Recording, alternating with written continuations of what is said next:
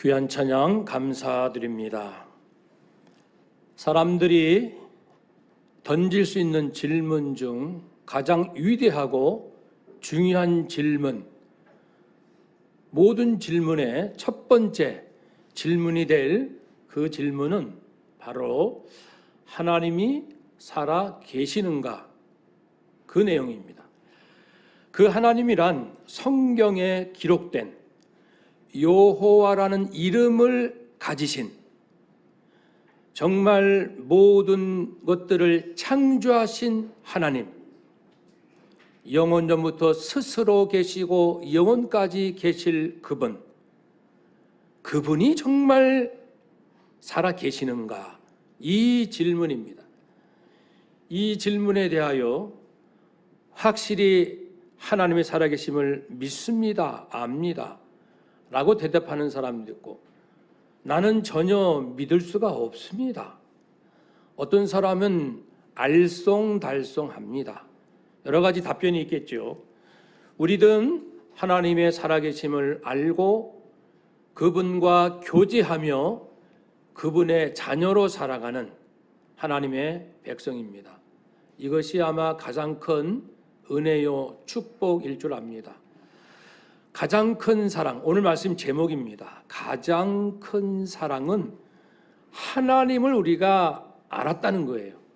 이름도 알고 그분은 스스로 계신다는 것도 알고, 그 하나님은 인간을 지으시고 그러나 타락하여 버림받은 인간을 구원하기 원하신다는 것도 우리는 알게 되었습니다. 이 성탄 계절에 우리는 그 무엇보다도 예수님께서 왜 오셨는가, 이것을 깨닫고 더 깊이 기뻐하는 이런 시간들 되기 원합니다. 오늘 본문하고 우리가 주기도문을 지금 나누고 있는 중이죠. 그래서 그 다음 나눌 부분하고 같이 연결이 되어서 성탄의 말씀을 나눕니다. 예수님의 나심은 동정녀, 처녀의 몸에 성령 하나님께서 함께 하셔서 역사하셔서 개입하셔서 아기 예수, 인간의 한 생명이 잉태가 된 것이죠. 이렇게 된 것은 하나님의 깊은 뜻이 있습니다. 즉 제물을 만드는 과정이죠.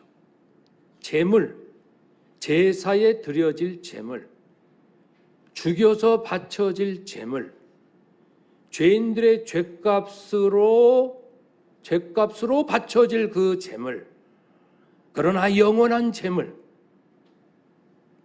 사람의 모든 죄값을 영원히 사할 수 있는 자격, 요건을 갖춘 제물, 그 제물을 만드시려고 하나님이 계획하셨고 성령 하나님께서 역사하셔서, 그리고 성자 하나님이 순종하심으로 잉태가 되어 이제는 그 아기가 태어나게 됩니다.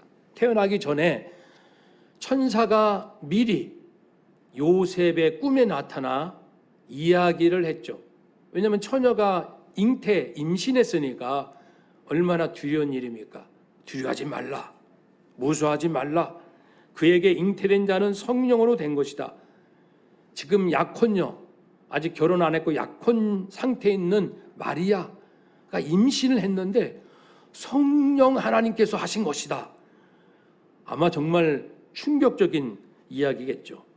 아들이다, 딸이 아니고 아들을 낳을 건데 이름도 정해주마, 예수다, 예수라고 불러라. 하나님께서 정해주셨다는 겁니다. 이 아이의 친부는 바로 하나님이시다. 기르는 육신의 아버지는 요셉이지만 아기 예수의 친부는 여호와 하나님이시다.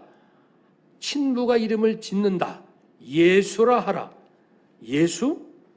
자기 백성을 죄에서 구원하신다, 그런 뜻이다. 그러니까 예수님은 우리들의 죄인들, 우리 모든 우리들의 죄값을 사하시고 죄에서 우리를 건져내시기 위하여 오셨다라는 것을 알 수 있습니다. 죄가 뭡니까? 죄는 악을 행하는 거예요. 악은 뭡니까? 악은 하나님의 선하심이 없는 상태, 부재입니다. 선하지 않는 건 모두 악한 거예요. 중간 지대는 없습니다. 기준은 하나님의 성품이에요. 하나님의 선하심이 기준이 됩니다. 하나님의 선하심과 함께하지 못하는 것은 모두 악한 것입니다. 그러니까 하나님의 기준하고 사람의 기준은 분명 다릅니다. 그래서 심판자는 오직 여호와 하나님만이십니다. 그래서 이제 하나님 기준에 의하여 선하지 못한 모든 것이 악한 것이고, 그 악을 행하면 죄가 되고, 죄지면 죄값이 따라오고, 그 결과로 죽음, 영원한 죽음, 하나님부터 버림받는 그러한 상태가 되는 거죠. 그런데 예수님은 오셔서 이 죄 문제를 해결하시기 위하여 왔습니다.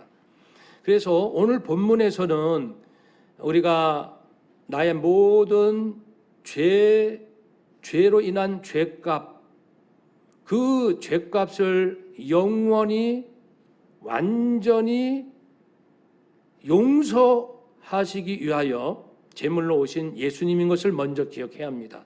완전한 용서입니다. 만일 예수 그리스도의 피값으로 완전한 용서가 안 될 것 같으면 예수님은 죽으실 필요가, 오실 필요도 없지요. 왜냐하면 그런 용서는 이미 구약에 늘 있었기 때문에, 그것이 1년에 한 번 드리는 속죄제라는 제사입니다. 그 제사를 통해서 1년에 한 번씩 이스라엘 백성들은 하나님께 지은 죄를 용서받고 또 용서받고 그랬습니다. 그러나 영원한 용서, 부분적인 용서가 아니라 완전한 용서를 우리가 받아서 하나님의 영원한 자녀가 되기 위해서 예수님이 오셨습니다. 성탄절이 기쁜 것은 내가 영원한 용서, 영원한 구원, 영원한 하나님의 자녀가 되었다, 이 부분을 기뻐하는 거죠. 이 부분이 마음에 깊이 와 닿을 때까지 생각해 하셔야 돼요. 고민하셔야 돼요. 계속 묵상해 하셔야 됩니다. 내가 영원히 용서받았다, 완전히 용서받았다, 나의 모든 죄, 미래의 죄까지, 과거, 현재, 미래, 내 죄 덩어리 이 자체가 그리스도의 피값으로 하나님 앞에 완전히 용서받은 자로 인정된다, 이 사실을 묵상하고 또 깊이 상고하고, 맞습니다, 그리스도의 피값이 아니면 인간의 행위로는 불가능하지요. 오직 은혜로 주님께서 주실 때만 받는 그 용서, 그러나 내 죄값이 대신 치러지는 그리스도가 제물이 되어 치러진, 그래서 하나님 앞에 내 죄값이 해결된, 치렀기 때문에 해결된, 예수님이 제물로 되어 죽으셨기 때문에 대신 내가 죽지 않아 영원히 용서되는 이 구원, 이것을 깊이 묵상하면서 내 가슴 깊은 곳에, 맞습니다, 이 방법 외에는 구원 얻을 것이 없습니다. 구원 얻을 길이 없습니다. 이 방법이 아니고서는 하나님의 자녀가 될 길이 없습니다. 맞습니다, 바로 이것입니다.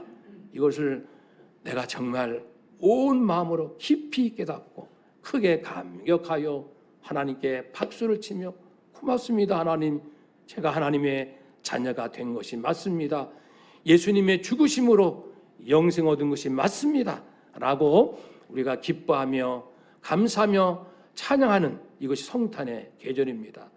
주님의 죽으심으로 내가 살았습니다.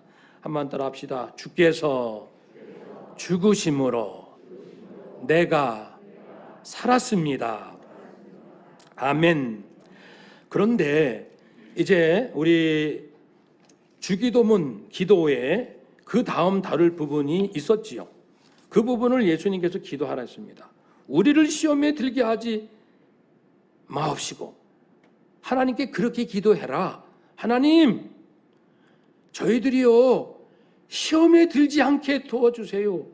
악에서 건져주세요. 이 기도를 왜 하라는 거예요? 우리가 시험에 빠질 수가 있다. 악에 빠질 수가 있다. 예방 차원에서는 시험에 들지 않도록, 그리고 이미 문제 엎질러졌다면 거기서 건져달라고 우리가 기도하라는 것이죠. 시험에 들게 하지 마옵시고, 시험은 여기서 물론 유혹입니다. 죄로 이끄는, 죄 짓도록 하는 그 마귀의 그 시험, 유혹입니다. 마귀는 유혹을 합니다. 그 유혹을 받고 넘어지는 것은 납니다. 마귀가 나를 넘어뜨리는 게 아니고 넘어지는 건 내가 넘어지는 거예요. 행동은 내가 하고 말은 내가 하는 거고 생각은 내가 하는 겁니다. 그런데 하나님께서 기뻐하지 않는 것 생각하고, 하나님께서 기뻐하지 않는 것을 말하고 행동하고 계획하고 열심내고 그렇게 하도록 충동질하는 것은 마귀입니다. 그래서 우리로 하여금 이제 이 유혹에 빠지도록 그렇게 합니다. 하나님, 유혹에 빠지지 않게 해주세요라고 기도하라는 겁니다. 왜요? 유혹받을 수 있으니까. 누가 유혹받았죠? 첫째 아담과 하와 유혹을 받았어요. 뱀의 유혹에. 하나님이 금하시는 것을, 그걸 먹지 말라는 것을 먹어도 죽지 않는다. 눈이 밝아진다. 하나님과 같이 된다. 선악을 알게 된다라는 마귀의 유혹을 받았어요. 유혹은 마귀가 해요. 그러나 그걸 따먹는 자는 아담이 따먹는 거죠. 하와가 먹는 거고요. 그들이 먹는 거예요. 아, 그렇구나. 누구든지 유혹을 받아 넘어질 수 있구나. 그런데 둘째 아담으로 오신 예수님은 마귀로부터 3가지 시험을 받았지요. 유혹을 받았습니다. 그러나 예수님은 물리치셨어요. 말씀으로, 하나님 말씀으로 살아야 된다.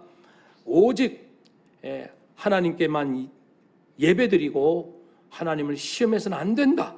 이미 주신 말씀으로 마귀의 유혹을 물리쳤어요. 오늘 우리도요, 마귀의 유혹을 물리치는 거 어렵지 않아요. 말씀 붙들면 되거든요. 마귀가 제일 싫어하고 무서워하고 쩔쩔매는 거 이미 말씀 안에 다 있어요. 어떻게 인생을 살까 고민할 거 없습니다. 성경에 다 기록되어 있습니다. 예수님께서 하신 새 말씀은 이미 구약 성경에 기록된 말씀이에요. 즉 하나님의 말씀입니다. 그러니까 마귀는 하나님 말씀을 놓친 사람들, 하나님 말씀을 건성으로 듣거나 읽는 사람들, 하나님의 말씀을 무시하는 사람들을 골라서 찾아다닙니다. 말씀이 없는 자는 쉽게 넘어지니까요.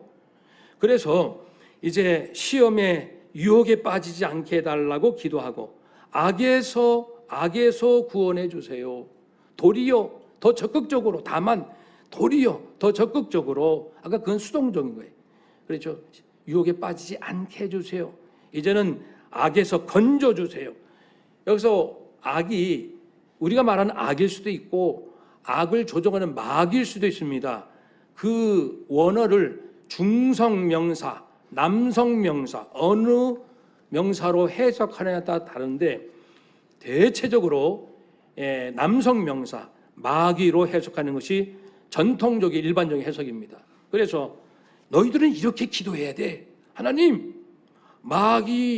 마귀로부터 건져주세요. 마귀의 공격으로부터 건져주세요. 구해주세요.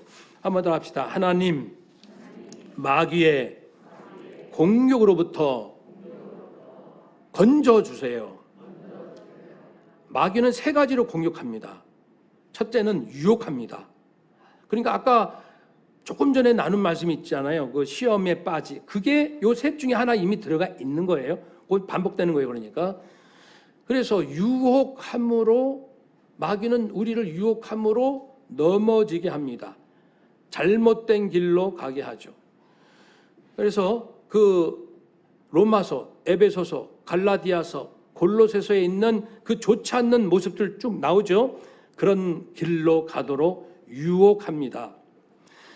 그런 도덕적인 그러한 악한 것뿐 아니고 하나님의 말씀을 왜곡하는 것도 유혹하는 거예요. 그래서 율법주의자들, 오늘날 수많은 이단자들의 가르침, 그것도 유혹하는 거예요. 하나님, 예수님, 성령님, 그리고 인간에 대하여, 구원에 대하여, 종말에 대하여, 교회에 대하여, 역사에 대하여 잘못 알도록 이단들이 유혹합니다. 마귀의 조종을 받아서. 그래서 내가 어디를 가나 유혹받을 수 있구나. 마귀는 넘어뜨릴 자를 찾아서 수단 방법 가리지 않고 내가 믿음에서 넘어지고 사랑을 의심하여 넘어지고 그리고 주님의 재림 나의 부활을 의심하여 넘어지고 말씀을 잘못 알기 때문에 오는 오해로 인하여 넘어지고 왜 하나님 전능하신 하나님이 살아계시면 하나님의 백성 자녀들의 기도를 왜 안 들어주셔? 공의로우신 하나님이 살아계시면 왜 악이 세상에 판을 치는 거야? 왜 악한 자가 형통한 거야? 이것을 제대로 풀지 못하면 거기에 넘어지는 거예요. 실망하고 하나님이 섭섭하고 하나님이 온전한 분 같지 않고 살아계신 것 같지 않고 이런 식으로 유혹을 합니다. 그러면 우리는 어떻게 해야 될까요? 유혹을 물리쳐야 합니다. 말씀을 부지런히 배워야 합니다. 우리 이제 신학대학 가면은 놀라는 게 하나 있어요. 고등학교 때까지 유치부, 아동부, 중고등부, 고등부 그렇죠? 신앙생활 열심히 하고 또 체험도 하고 그래서 성경도 열심히 읽고 믿음을 아름답게 키웠잖아요. 그런데 신학대학에 들어가서 신학을 공부하기 시작하면서 혼란이 옵니다. 성경이 왜 이렇게 어려워? 해석이 왜 좀 달라? 왜 이렇게 이거는 정말 이해하기 어려운데 그런 것들을 접하게 됩니다. 성경 안에도 그전에는 내가 좋아했던 말씀만 주로 알았고 이해되기 쉬운 말씀만 묵상했는데 신학을 공부하면서 여러 수없는 질문들, 인간이 하나님에 대하여 할 수 있는 모든 질문들을 다루기 시작하는 거예요. 그러니까 고등학생 때까지는 생각하지도 못했던 많은 문제들로 어떤 것은 해결이 돼서 속이 시원하고 어떤 것은 너무나도 알기 어려워서 벅차기도 하고 그런 이제 진통이 목사님들이 목회자가 되기까지 그런 신학적 고민, 그런 성도로 있을 때는 다 은혜스러웠던 말씀, 그저 믿기만 되면 됐던 말씀들이 신학을 공부하면서 수도 없는 고민과 번민과 영적인 고통과 하나님을 알 것 같기도 하고 모를 것 같기도 하고 이런 영적 진통의 시간들이 있죠. 그런 걸 통해서 진리 하나님의 말씀에 점점 이제 가까이 가는 거죠. 구약 성경의 대가라고 할 수 있는 사도 바울도 그 전에 이제 사울이었죠, 물론. 이 사울도 율법의 대가인데도 부활하신 예수님을 만난 뒤에는 자기가 이전에 알고 있었던 해석했던 구약을 다시 보게 되는데 최소한 3년의 시간이 필요한 거예요. 내가 이전에 이해했던 창세기 부활하신 예수님 만나고 창세기 읽으니 또 다르고 그리고 속죄제라는 제사에 대해서 레위기 부활하신 예수님을 만나고 속죄제 제사를 이해하니 이 제사 속에 예수님에 대한 미리 예표가 다 담겨 있다는 것을 알게 되고 이스라엘 백성들이 출애굽 광야 가나안 땅 들어가는 이 모든 과정이 구원의 여정을 설명하는 그런 것도 알게. 그래서 최소 3년 동안 구약 성경의 대가인 바울도 성령의 우리하고는 차원이 달라요. 성령의 강력한 도심 아래 3년 동안 요즘 말로 신학적 훈련을 하게 되지요. 그렇게 해서 이제 예수 그리스도에게서 완성된 하나님의 진리를 이제 성령께 받고 쓴 것이 신약성경 13권의 자신의 서신서입니다. 여러분, 그러니까 우리는 이러한 말씀 하나를 다 안 것 같은데 누가 또 불쑥 질문하면 답을 못 하겠는 거예요. 이단자들은 그 고약한 질문만 골라가지고 기성교인들에게 접근을 합니다. 우리는 생각해보지 못한 것을 툭 던져서 쩔쩔매고 있으면은 엉뚱한 해석으로 이끌어가고. 그래서 이단에 빠지는 거죠. 서서히 유혹. 마귀는 이처럼 도덕적인 측면에서도 죄 짓게 하는 유혹도 있고 하나님 말씀을 왜곡하여 알게 하는 유혹도 있습니다. 그래서 우리는 이 유혹을 물리치는 이 일을 해야 합니다. 한번 더 합시다. 마귀의 유혹을 물리칩시다. 아멘. 그러기 위해서는 교만해서는 안 돼요. 자기가 마치 다 아는 것처럼, 자기가 제일 깊이 있는 것처럼 그러면 꼭 탈이 나게 돼 있어요. 2000년의 기독교 역사가 증언합니다. 알면 알수록 겸손하고, 하나 알면 둘은 모르겠고, 두 개 알면 깊이는 모르겠고, 한도 끝도 없이 깊고 넓은 주님의 진리의 말씀의 세계, 예수 그리스도 다 알 것 같았는데 또 새롭게 깨닫고, 그래서요 겸손하게 하나님의 말씀을 매일같이 묵상하고 성령님 깨닫게 도와주세요. 그런 과정을 통해서 또 특별히 말씀에 순종하는 훈련을 통해서 말씀이 과연 살아있구나 확신이 와야 이제 거짓된 그 가르침에 빠지지 않습니다. 늘 순종을 해본 사람은 누가 말씀할 때 이게 거짓인지 아닌지 모든 걸 분별하기 쉽게 하는 건 아니지만 그 중심을 간파합니다. 늘 하나님께 순종해 본 사람은 순종하지 않는 사람의 헛된 소리를 대부분 이렇게 간파를 하거든요. 마귀는요, 두 번째 공격 방법은 중상모략입니다. 참소하는 거예요. 그러니까 유혹은 지금 죄 안 짓고 있는 멀쩡한 사람을 자꾸만 죄 짓도록 끌고 가는 게 유혹이고, 이걸로도 안 통하면 마귀가 두 번째 작전은 뭐냐면은 아니 죄를 짓지도 않았는데 죄를 졌다라고 거짓으로 이제 뒤집어 씌우는 거예요. 중상모략하거나 안 했는데 했다고 하거나 아니면 내가 A를 했는데 B를 했다고 왜곡시키거나 이렇게 거짓과 왜곡을 통해서 중상모략을 합니다. 억울하죠. 당하는 사람은. 마귀의 이 전매의 특허는 중상모략입니다. 멀쩡한 사람 바보 만들고, 멀쩡한 사람 영을 죽이고 마음을 죽이고. 예수님도요 유혹 받으셨고 중상모략 당하셨어요. 사도 바울도 유혹도 받아봤고 중상모략도 받아봤습니다. 예수님은 유혹은 말씀으로 물리치셨고, 중상모략하는 자를 만나면 그 영혼을 불쌍히 보시면서 그가 알아듣도록 친절하게 진리를 풀고 말씀을 풀어주시거나, 아니면 때로는 그의 거짓된 마음을 직접 공격하시거나, 아니면은 이제 작전상 후퇴, 이제 이쯤 당신하고 이쯤만 합시다 하고 예수님께서 이제 떠나시거나, 중상모략을 당하셨을 때 예수님은 자기의 마음을 지키셨습니다. 우리도 살다 보면 나를 중상모략하는 사람을 곳곳에서 만날 수 있어요. 크든 작든. 중상모략이 엄청난 것만도 아니에요. 우리 가족들 간에도 그럴 수도 있는 거예요. 그러니까 뭐 큰 거 아니라도 형제지간에도 가족 간에도 나를 굉장히 억울하게 할 수 있는 거 아닙니까? 일종의 그것도 중상모략입니다. 물론 여기서는 고의성이 있는 거예요. 마귀는 고의성을 갖고 하도록, 실수가 아니고 의도적으로 남을 해치려고, 성도를 해치려고 이제 참수하는 겁니다. 마치 욥을 무너뜨리려고 하나님께, 하나님 욥이 뭐 괜히 하나님 잘 믿나요?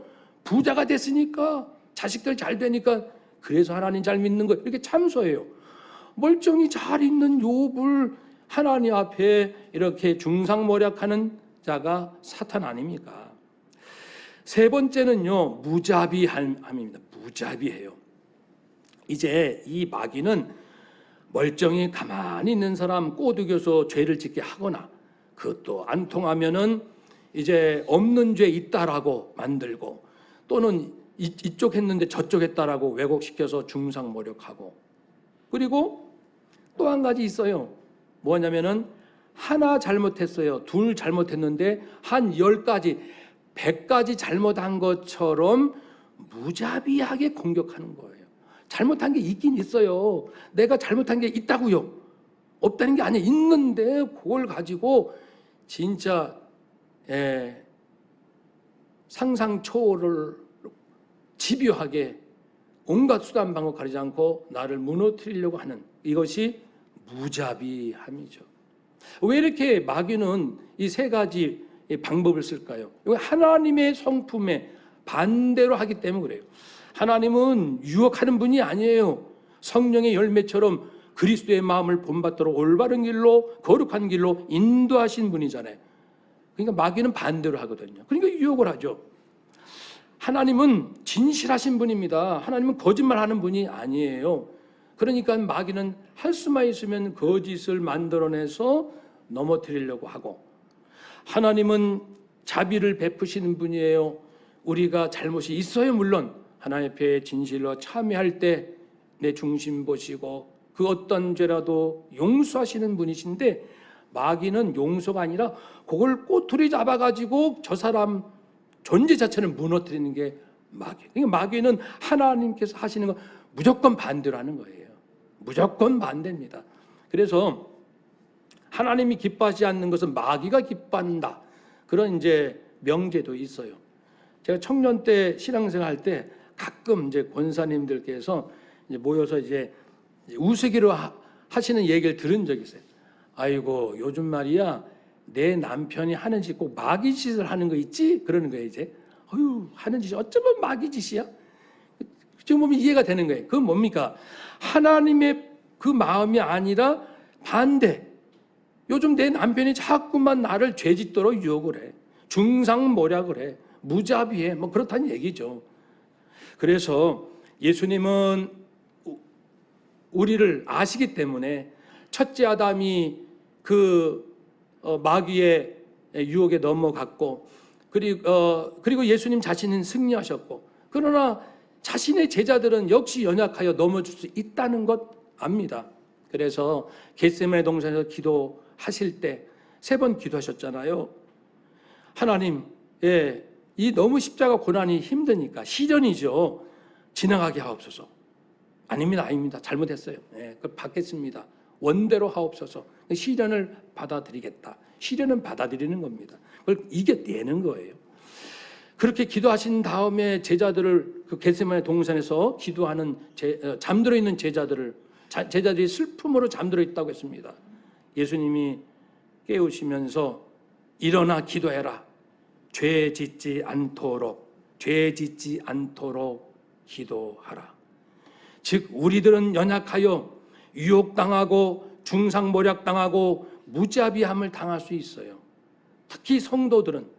그래서 초대교회 때 그 많은 성도들이 정말 많은 핍박을 받고, 지금도 북한에 있는 성도들, 그리고 중국에 있는 성도들, 이슬람권의 성도들, 또 많은 세계 곳곳에서 주의 백성들이 예수님 믿는다는 한 가지 이유로 여러 가지 중상모략, 무자비함을 당하고 있습니다.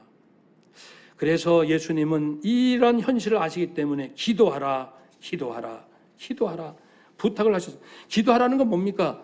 하나님께서 들어주신다, 그거 아닙니까? 성령이 도와주신다. 그러니까 우리가, 성령님은 내가 무엇을 마땅히 기도해야 될지 모를 때라도 탄식하며 우리를 도와주시지만, 그거는 이제 성령님이 하시는 일이시고, 나로서는 깨어 기도해야 되는 거죠.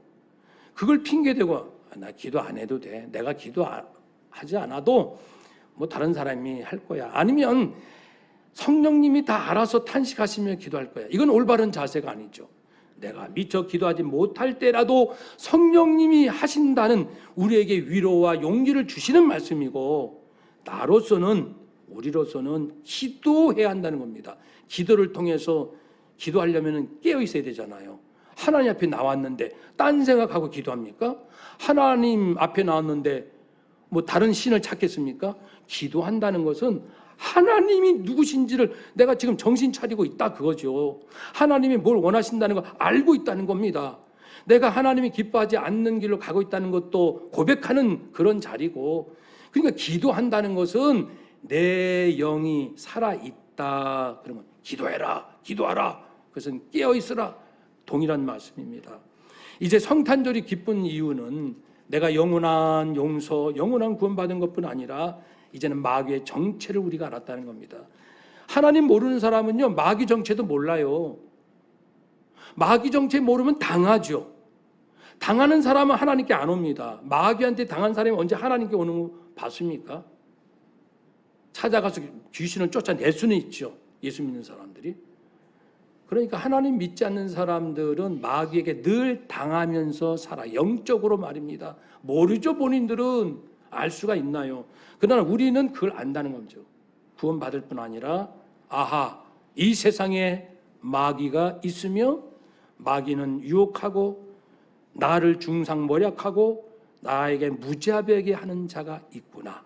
이걸 미리 알고 마음의 준비를 단단히 하면서 살아갈 때 어떤 핍박과 환난이 와도 믿음 지키고 마음 지키고 인생 지키고 교회 지키고 그렇게 살 수 있습니다.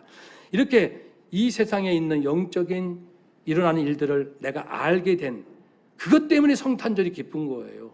영혼이 구원받은 것 때문에 기쁘고 이 세상이 영적인 이런 마귀와 성령의 영적인 대결이 있다는 것을 깨닫고 나는 기도하리라. 말씀으로 무장하리라. 주의 말씀에 순종하리라. 그래서 이 사실을 알았기 때문에 기쁜 것이죠. 부디 메리 크리스마스, 정말 기쁨으로 주의 오심을 나눌 수 있는 우리 모두가 되시기를 주의 이름으로 축복합니다. 아멘. 기도하겠습니다.